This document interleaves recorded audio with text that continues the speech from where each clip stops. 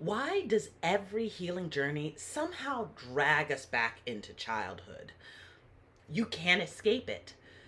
You can read 12 books on habits. You can wake up at 5 a.m. You can start drinking green juice and pretend to enjoy it. Eventually, somebody's going to look at you and go, What's your relationship with your parents like? and every single time that happens, part of me wants to say, Can we please just fix my stress levels without emotionally excavating my entire life history? but unfortunately, I think there's a reason why almost every healing journey circles back to childhood. Because healing is not just about changing behaviors, it's about understanding the emotional environment that created them in the first place. So, in this video, I want to talk about why understanding your parents is such an important part of healing.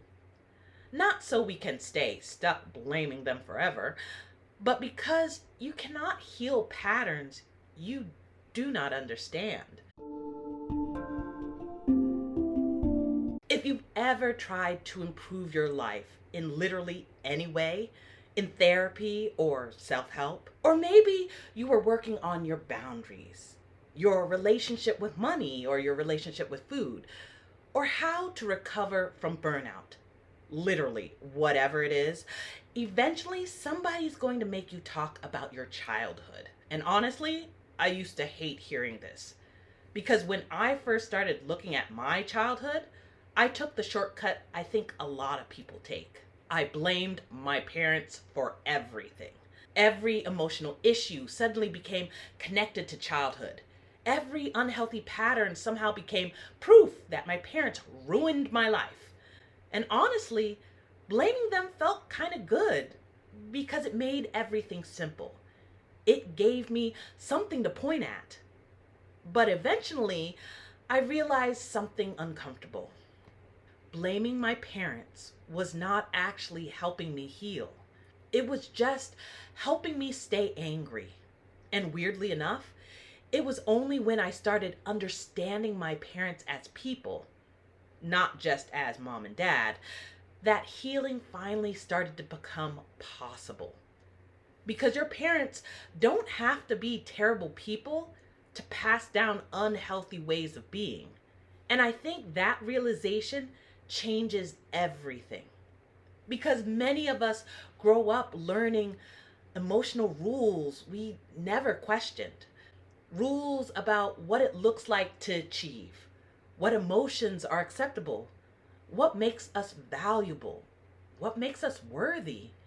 And now, a lot of us are walking around as highly capable adults whose nervous systems are completely exhausted. One thing I realize is that many of us look totally put together on the outside. We're productive, we're responsible, we're dependable. People describe us as having it all together. Meanwhile, internally, we're like, Oh my god, I am one inconvenience away from disappearing into the woods. and for a long time, I thought this was just adulthood. I thought, Okay, so being an adult means being stressed forever. but now I think a lot of us high functioning adults learned very early that being useful made us feel safe. And once your nervous system learned that, it becomes very hard to stop because healing is difficult when your survival patterns that are making you crazy are also the same things people praise you for. When you're a kid, you don't really question your environment, you absorb it. Your family becomes your first understanding of how love works, how conflict gets handled, how emotions are treated, and what makes someone valuable. You learn what gets rewarded and what gets ignored. You learn whether emotions are welcomed or treated like inconveniences.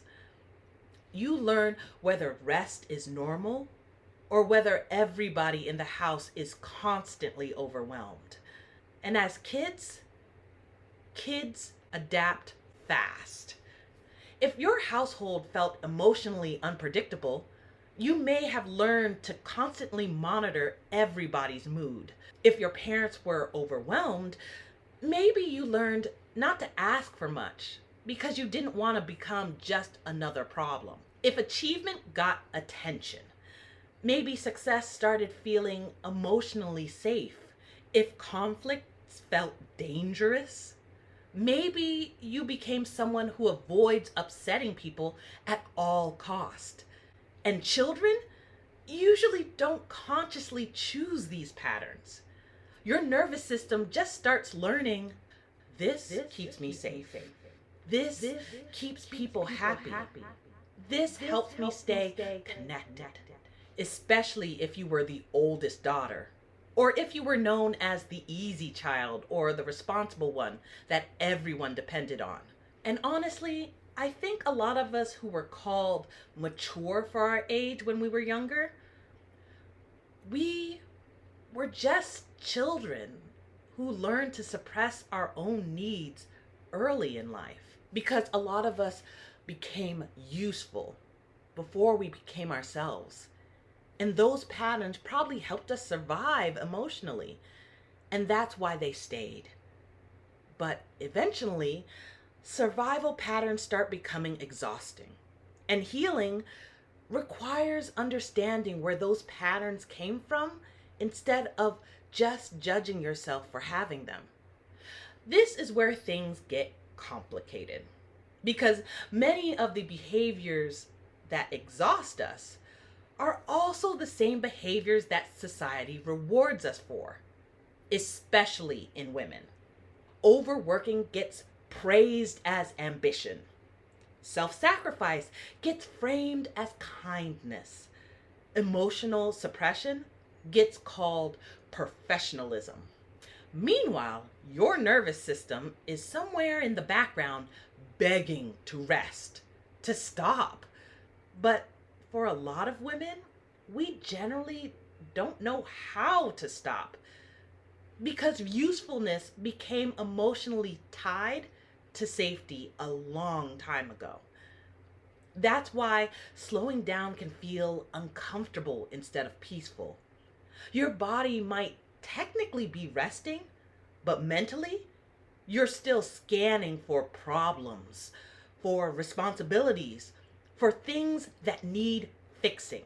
And honestly, I still struggle with this. At one point, I'll finally have a moment to rest. And suddenly, I feel the need to reorganize my entire life for no reason. Relaxation starts feeling suspicious. And I know I'm not the only person who feels this. A lot of high-achieving women secretly feel like if they stop holding everything together, everything might collapse. Logically, we know that's dramatic. But emotionally, our nervous systems are like, No. Stay alert. People need you. and honestly, this is exactly the kind of stuff I talk about in my Substack, High Achiever Off Duty. That's where I write more deeply about burnout and overfunctioning and learning how to stop living like your worth depends on how useful you are. So if this conversation is hitting a little too close to home, you can check that out in the link down below. You know what I think is one of the hardest parts of healing? It's realizing your parents are just people. Not superheroes, not villains, just people. People with their own fears, their own stress, their own emotional limitations, and their own unresolved issues. And once you understand that, you start realizing something really important. Your parents did not have to abuse you to pass down unhealthy patterns. That realization changed a lot for me. Because I used to think that unless something dramatic happened, I didn't really have the right to talk about how my upbringing affected me. But unhealthy patterns get passed down quietly all the time. Stress gets passed down. People pleasing gets passed down. Perfectionism gets passed down. Usually not because parents are evil, but because those patterns felt normal to them. A parent can love you deeply and still unintentionally teach you that your worth comes from achievement. A parent can care about you and still model emotional shutdown. A parent can provide for you physically while still struggling to connect with you emotionally. And I think healing becomes possible when you stop looking at your parents as if they are perfect or evil. Because most healing happens somewhere in the middle, somewhere in honesty, in nuance, and in understanding. And I want to be clear, understanding your parents is not the same thing as excusing them for everything they did. It's understanding what shaped them so you can understand what shaped you. That understanding helped me move out of blame because blame kept me frozen in the past. Understanding helped me move forward. I want to give you an exercise because this generally shifted something for me. So after this video, I want you to go get a notebook, not your phone. Because the second you open your phone, somehow you end up watching a stranger reorganize their pantry for 40 minutes. So get a notebook, and I want you to stop thinking about your parents as mom and dad for a second, and think about them as people. Then I want you to start writing down and answering these questions. What kind of childhood did they have? What emotions were they allowed to express? What stressed them out constantly? What survival strategies did they learn? What made them feel valuable? Then, underneath that, I want you to write down your own patterns and compare them honestly. Like, do you overwork the way that they did? Do you avoid conflict in the same way? Do you struggle to rest in the way that they did? Do you tie your worth to achievement in the exact same way that they did? Because this is where things start to become clear. You start realizing that some of your patterns are inherited survival strategies from your parents. And again, this is not about removing accountability. It's about understanding the chain. Because healing becomes much easier when you stop seeing yourself as broken and start seeing yourself as someone who adapted. You adapted your emotional environment.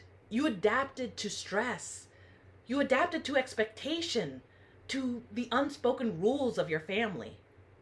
Maybe somewhere along the way you learned, don't upset people. Don't need too much. Stay useful. Be impressive. Keep the peace. And eventually those rules stopped feeling like rules and started feeling like your personality. That's why healing can feel so strange at sometimes. Because you realize, Oh, this thing I thought was just who I am was actually a coping strategy. and honestly, I think that realization can actually be freeing.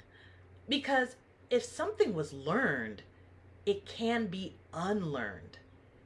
I think one of the most comforting realizations you can have is understanding that many of our patterns were passed down to you.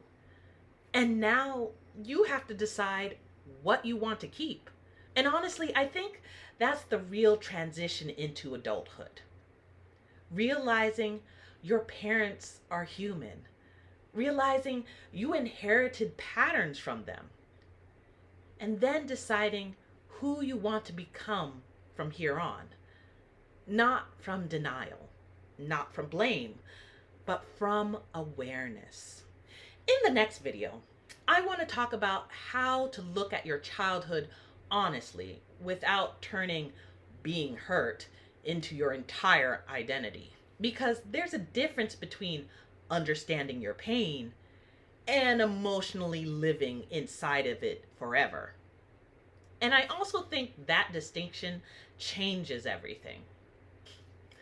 All right, I'll see you in the next video. Bye-bye.